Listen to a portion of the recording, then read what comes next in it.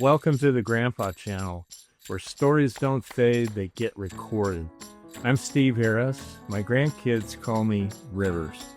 This podcast is where grandpas and grandchildren pull up a chair, turn on a mic, and let her rip. Grandpa stories are chock full of wisdom, life lessons, and frankly, funny as hell. Your stories are the magic elixir to help your grandkids navigate Mr. Toad's wild ride, aka life. Let's Grandpa. Listen up, grandpas. Have you actually pulled the trigger on recording your life story? I'm talking video, baby. They want to remember your corny jokes, your crooked smile, your rugged good looks, and the jaunty bounce of your voice. What if I told you there was a really easy way to do this? Recently, I sat down and I told my life story on video. Not the whole thing, but the good stuff, the messy stuff, the funny stuff. The parts I didn't want to forget and the parts that I did not want my kids and my grandkids to forget. Planted Media made it so easy. They came to me, set up everything, and then they did some editing voodoo magic that made me look like $1 million. Go to plantedmediaco.com and tell them Rivers sent you, and you'll get a nice little Grandpa Channel discount. All right, back to the show. Welcome to the Grandpa Channel. We have a delightful guest this morning, a good friend of mine of a bunch of years, Mike Deraedt. You'll find him refreshing and bracing, and I love Mike. Mike has a great heart, and Mike makes me laugh, and sometimes I make him laugh. But Mike has a really interesting background. Mike is from the mean streets of Detroit, and I always learn new phrases that come from his solid upbringing. And he's also a grandpa, but he's one of my very, very best friends. We're sort of an odd couple, aren't we? Very odd. But anyway, I just wanted to have you kind of paint a picture for me, to the extent that you want, of your life growing up in Detroit. And I just want to paint a picture for a lot of grandpas who've had some pretty rugged upbringings and life experiences, and how you can turn those into pluses rather than minuses. But tell me kind of a little bit about yourself. Yeah, I grew up on the what's called the Lower East Side. The reason is the southeast side along the Detroit River. You look across the river and there's Canada. And it's the old factory and warehouse section. But it was a very strong neighborhood, very immigrant. It was more like a village in a lot of respects because, so many people were from the old country. Mm-hmm. And that's why I have a hard time right now, people being such against immigration, because these are great people that, gave so much to this country. Guys I grew up with who were born overseas, went to Vietnam like I did and made sacrifices. And so it was good because I got a dose of so many cultures. And that, I didn't realize how lucky I was. There was the Greeks and just everything, the Italians, and it never bothered you to hear people speaking foreign languages because, it was just normal. It'd be highly unusual when I was growing up to hear somebody speaking a different language. Not homogenous at all like Utah, but Utah's changed considerably since I've been here for so long. And you've been the catalyst for that. Yeah, right. When I came here, I think Chuck-a-Rama was considered fine dining. Chuck-a-Rama is also one of I have two wonderful grandsons that consider it the height of swank. Oh, yeah. So definitely. I came here after I got out of the Army. I went to the Army when I was 19 years old, like a lot of guys, back in the 60s. But going back to Detroit, it was just a cornucopia of different things. Everybody had their own neighborhood, like the Italians would have their neighborhood. And it was very educational. It's nice. But when I was in the second grade, my dad died. Where it was just before my first communion, Catholic. And, when you're in the second grade, you make your first communion. Mm-hmm. And he passed away from a heart attack. It was just him and I together. So our life changed completely. My mom, was a hardworking, back then in the 50s, women raised the kids and the old man took care of everything else. And so she had to have trial by fire. So I was attending a Catholic school, and then right after that, The coming year, I was put into public school, which was a big change because... Was that an economic decision? Yeah. Yeah. It was really kind of, that was an eye-opener because there was times I was the only white kid in class. And it really didn't bother me. I mean, you grow up, obviously, you have to stand up for yourself. Made some very good lifelong friends. One of the kids I grew up with was first president of the Black Panthers in Detroit. No way. Is he still alive? Oh, yeah, great. No, as a matter of fact, he's an editor for the Detroit News now. So anyways, after that, Mom went to work in the factory to support the kids. And so I was pretty much an urban Huckleberry Finn. I had an older brother and sister. My sister's 6 years older. My brother was 5 years older. He was not a very nice person. So I was pretty much on my own to do what I wanted. Going down to the river, freight trains going into the factories and so on and so forth. And so I got a pretty good... Were you largely unsupervised because your mom was working during the day? Yeah, she actually would take afternoons and graveyard shifts because you got a shift differential, made a few bucks more doing that. And so, I mean, I was in grade school hitchhiking all over. Seriously, I was. As I got older, I actually hitchhiked across the country, and people did that back then. You don't see people put their thumbs out anymore. It was... Would it be safe to say that you grew up quickly? I would say so. You had to become streetwise. There was several abandoned factories. Hudson Automobile being the biggest one. It was just right down the street, about a half mile. And that's where all the junkies and the bums would live. So you had to be really careful because they would wait and try to rob you of your lunch money. So, we had names for them sometimes. And if they weren't getting their fix, you could see them with their head in a garbage can. Yeah. But so you had to really watch out. I was always industrious. I had a wagon and I would put cleaning supplies and go door to door washing windows at the stores. Really? So I really had to watch out to get robbed. It happened more than once, so you became pretty streetwise. But one time I got beat up by, this one junkie and took my money. I was like in the 5th or 6th grade. So the older kids, they made amends for it. They found him in the factory, passed out, took care of business, and he didn't bother me anymore. Yeah. I mean, he didn't kill him or anything, but... He didn't feel good the next morning. No. But so that was growing up. I stayed in public school through 9th grade. You were big for your size, for your age.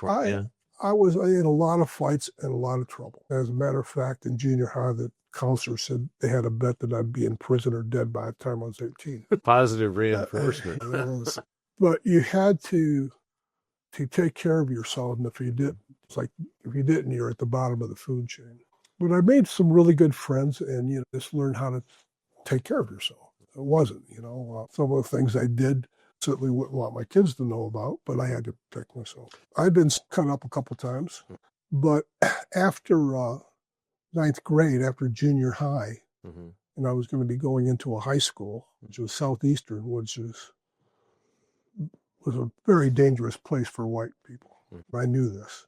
So what I did was that I applied back to the same school that I had left, St. Philip's, because it was grade school through 12, parish school with the nuns and everything.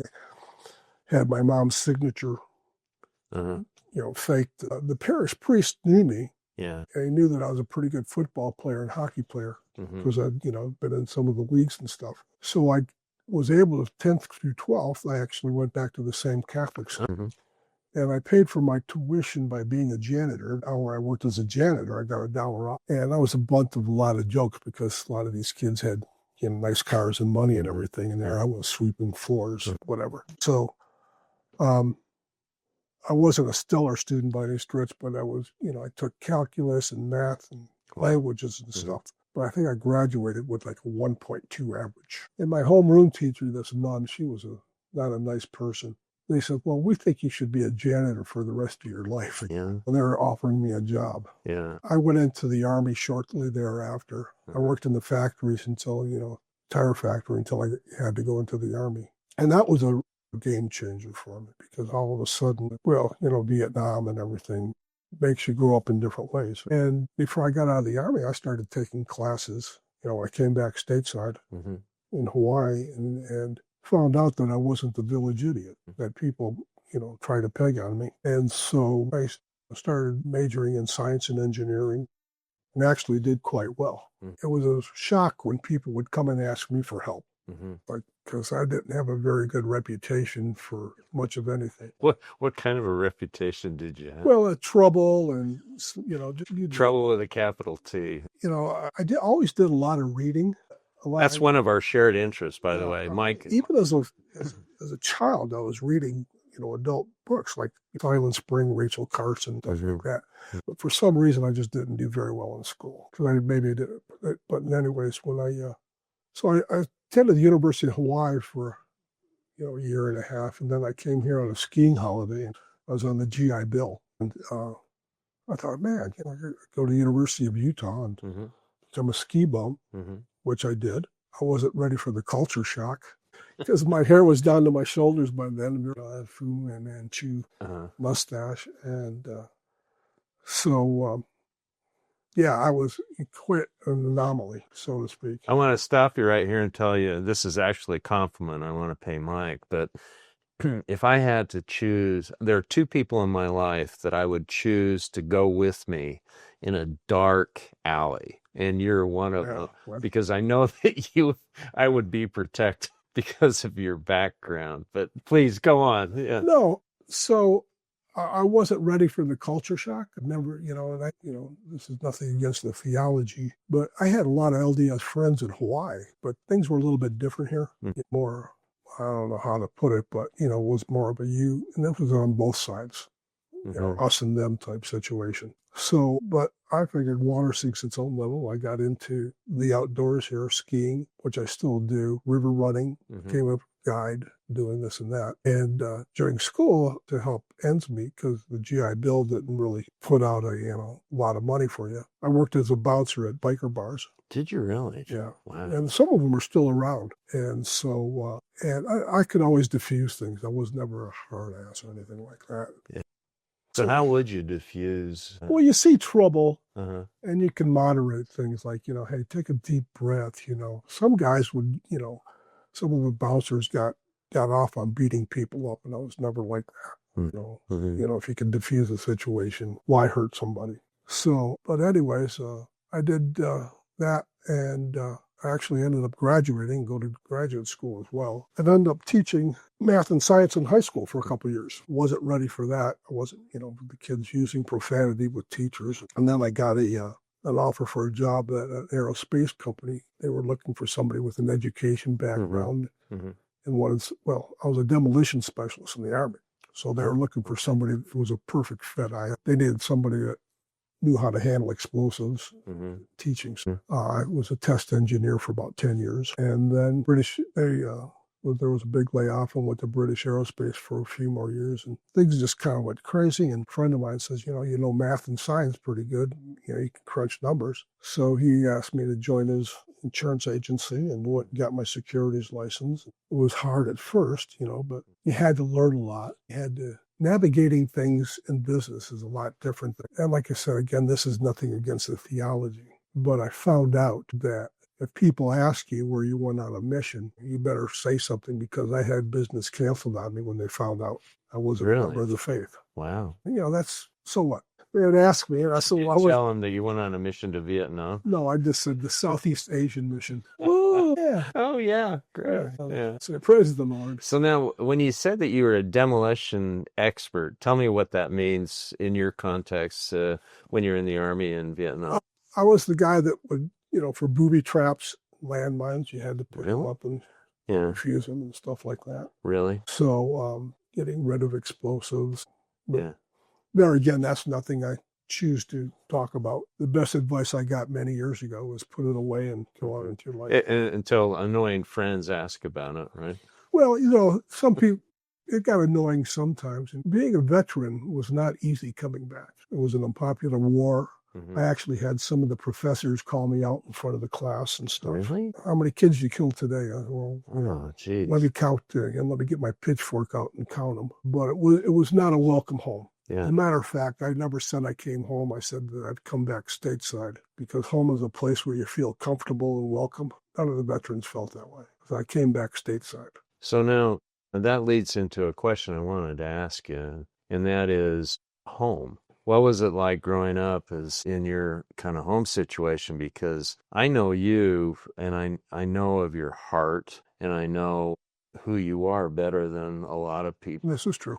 And I've been able to open it up because I knew it was between you and me in the first most. but I could tell us a little bit about your growing up, because I think that's one of the things that I really admire about Home you. was not a safe place. Once my dad died, I had an older brother, he's 5 years older, who was really a very, very mean person.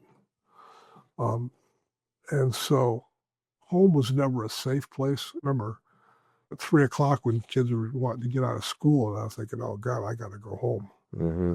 So I stayed away from home as much as possible, Mm-hmm. Mm-hmm. And my brother was a very cruel, cruel person. Mm-hmm. And where he was a lot bigger, a lot older, so I had much of a chance fighting him. But I made my own way through life. I knew that once I went to the Army, I'd never go to Detroit. They said you could have your job back in the factory, but I didn't want that. So I took advantage of the GI Bill and went to school. And it opened up a whole new life for me. How do you think a rough family background is? What are there positives that came out of that? I think that's part of why you have a great heart. Well, some people blame the way they are on their own. Well, my dad did this to me, or I didn't have this, and blah, blah, blah, or I was molested, so that's why I have to molest. People make excuses for their behavior.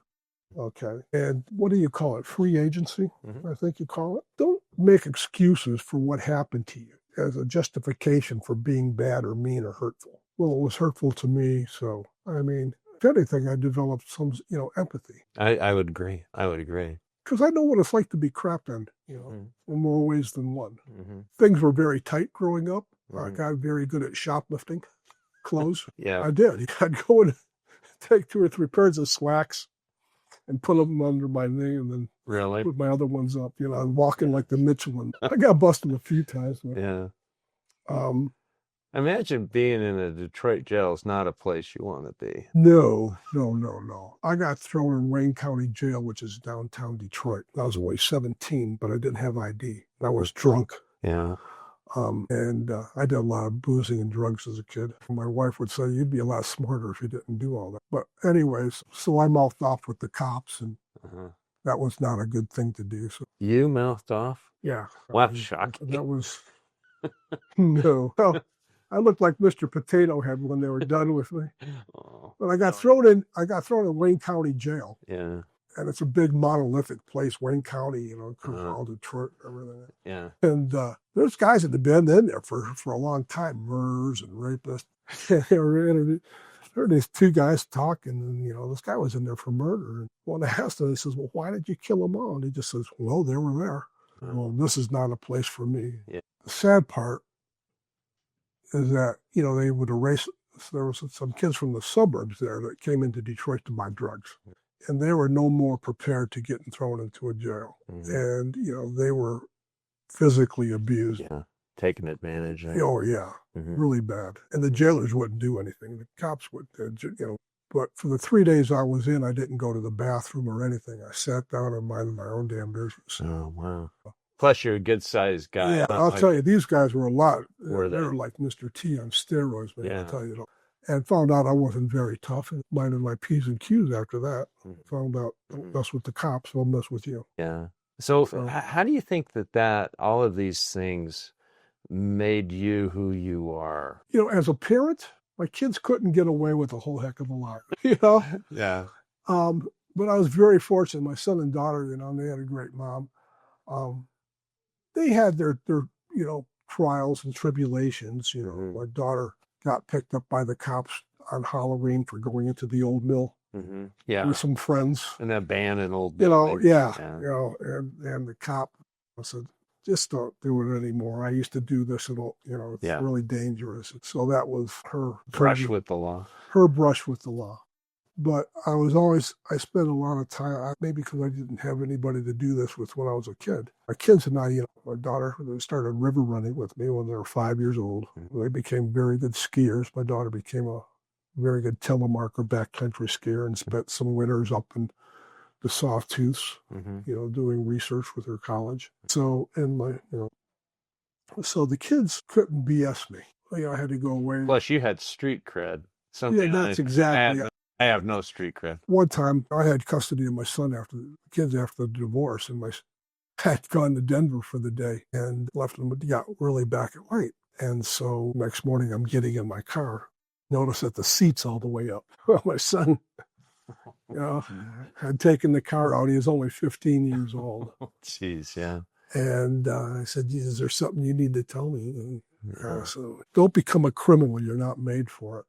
I said, and I told him why I was caught. And I explained, I didn't get mad. I just said, listen, this is what it's risk. We could lose our home. You could go and just don't do it again. He was good with that. Which leads me kind of to, is it 2 grandkids that you have? Yes. I want to ask you how you felt when you found out that you're going to be, did you ever think you were going to become a grandpa? I didn't want to become a father to begin with. Yeah. I didn't get married till I was 32, and I was, having a great time. Bachelor, I had, all sorts of things going on. Once the show was born, I'll just hit this briefly. My daughter's first died in childbirth. There was an accident. The doctor wasn't there. And I don't know. I don't want to go into a great deal. It was full term, perfect child. And that was probably one of the most difficult times of my life. And I know with the family and everything, where I just kind of went catatonic. I just, my daughter was living in Pensacola at the time. Her husband's an Air Force pilot. He was teaching down there. And so that was difficult, going down and seeing how they had the room made up for him, my son-in-law being a pilot, we had changing stations, the whole bit. And it took my daughter a while to even go in there. And then when I went to visit a month after the incident. So anyways, my daughter had lived in Europe for a number of years. She was a program manager for Hunter Douglas overseas. And so her and I went over to Europe together, just the two of us. We stayed at one of her friends' place, gave us a condo to stay at in Rotterdam. We went to where my dad was born in Belgium and all these places. And, it was cathartic when they weren't planning on trying to have kids or anything. But lo and behold, a couple of weeks after she got back, she got pregnant.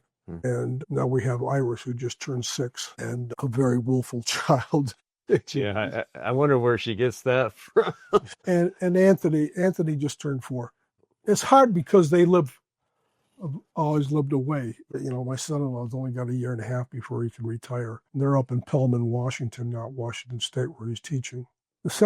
I'm not as close with them as I would like to be. Who knows where they might land after. I think they want to stay in the Pacific Northwest. But, once the kids get a little older, I plan on, doing some river running with the kids as they get old enough, teaching them how to cross-country ski and stuff. My son-in-law lives in Spokane, Washington, and he's kind of a techie up there. Well, this is the first time since my daughter graduated from high school in 2002 where they've lived close to each other. Do you think you might move up to the Pacific Northwest yourself? Who, me? Yeah. No, yeah. I have friends here. I've been here since 1972. I don't like all the changes here. It's gotten very crowded. I liked it when it was provincial. I think one of the things is you're a natural storyteller because you got me just kind of, I loved it. But how do you want to use that? And how did you use that with your son and your daughter and with your grandkids? I never had to come down hard on the kids. I just kind of, it's not that they didn't respect them. They weren't afraid of me. They knew I wouldn't lay into them or anything like that. But if they screwed up, they knew. But, it's like when my son took the car without a driver's license and stuff. I said, listen, I did that. Here's what's at risk. We could lose our home. Don't do it again. He said, I'm sorry, Dad. And there was a few incidents like that. But I never had to lay into, physically. I spanked my son once, and I still have a guilt complex about that. It wasn't bad or anything. But the things that I did to survive kind of gave me an insight. There was no money in the house. Like I said, I was shoplifting for clothes. And my mom never asked, oh, those are neat clothes you got. Yeah, well. Yeah. She never asked. Don't ask, don't tell. She knew something was going on. Yeah. But, and I hung out with older kids who were, in a lot of trouble as well. So breaking into cars, stealing hubcaps. On Fridays, when they would, have these Brinks cars out by the factories, and guys would cash their checks and go across the street to the bars. And We used to call it table money because whatever they had left, they would throw on the table for their wives and kids. But there was guys that, waited for them to, a lot of times they would pass out behind the bars. And then they'd rob them. Yeah. And so seeing these things go on, really, that's why, pretty much stay the straight and narrow. Well, I think that my observation, and I haven't interviewed either of your kids, but my observation is you've been a great father. We're very You have a close. wonderful relationship with both of them. Yeah, my daughter just called me this morning. We talk at least both of the kids. I had that head injury. I nearly died from about, 8 or 9 years ago, skiing accident. And so there's been a reversal of father-daughter, father-son situation. So, like, if I'm going to go skiing, I have to call my daughter up and tell her I'm going skiing. Really? And if I don't, and if I don't call, or if I'm going biking, and if I don't call, let them know when I got home. The phone will ring at 11 o'clock at night. Are you all right? Yeah. Why the hell wouldn't I? Yeah. But no, they come unhinged if I don't check in with them and let them know I'm safe and sound. And you know that's obviously motivated by love. oh yeah. Yeah. Yeah.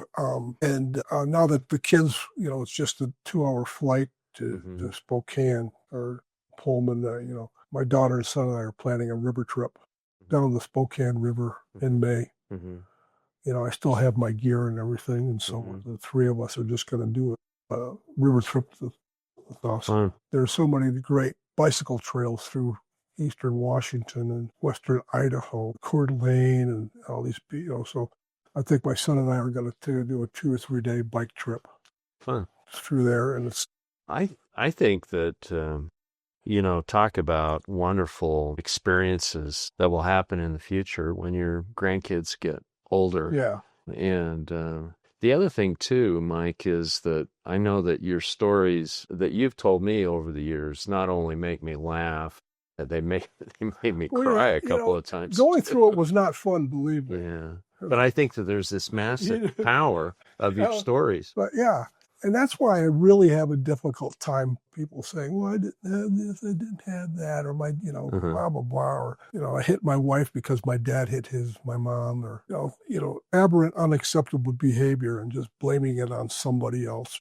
Whatever my mom's faults were, I always had to take responsibility for what I did. There was other kids whose parents said, well, it's Mike Deraedt's fault because he's, blah, blah, blah. Never made him take responsibility. But my mom always did. I didn't always like it, obviously. Yeah. I think that you probably look at things a little differently now in your 70s. In some respects, some of the things that I took for granted, some bad things that happen in the world that I'm more empathetic with, that, things that go, child abuse, what do they call it, human trafficking, things like that. I take a harder look at maybe than when I was 20 or 30 years old. Now that I've got kids of my own, adult kids and grandkids and stuff. I'm very fortunate that my son-in-law is a very loving father. Obviously, his career's taken him away from the family occasionally and stuff like that. But, the kids are, experiencing things. They're both parents are very scientifically oriented. So, that's how they're raising their kids with all these telescopes and all these other things. But yeah, I wish it would have been nicer to have them closer. No question about that. But what I've done is that I do a FaceTime and read a book to them. I don't give it anything like Ulysses or something like that. But they seem to like it. You're not reading James Joyce. No Ayn Rand for those kids. But so, we've been close that way. Well, I think that I just want you to know that I'm so grateful for our friendship. Oh, likewise. Like we were laughing earlier, we're the odd couple. There's no question that I can be rough around the edges. But that's part of what makes you you. Yeah, although, I'm a professional and I understand that, there are times when I have to stick a coat hanger in my mouth and smile. No 4-letter words, but yeah, I think we we've been good for each other. We have. Well, and I'm grateful for that. And I admire the father that you are, and I want you to find more and more and more joy and happiness as a grandpa. Yeah, one thing I would hope that whoever's watching this finds more tolerance and empathy for what people are going through right now. Hopefully, you find more tolerance. Faith is very solidifying. Tolerance and such is a lot harder sell than hate. And if you can breed hate, then you've got people. Well, I think my favorite phrase to describe you is an urban Huck Finn. That's my favorite.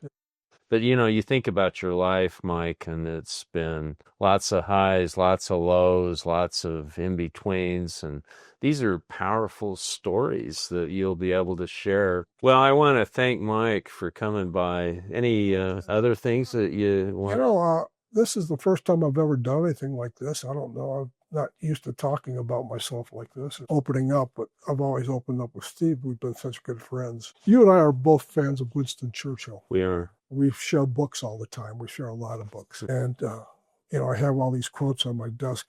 And one of Winston Churchill's that says, if you're going through hell, just keep going. It's great advice. Well, thanks for joining us today on the Grandpa Channel. And my big thanks to my good friend, Mike, the Deraedt.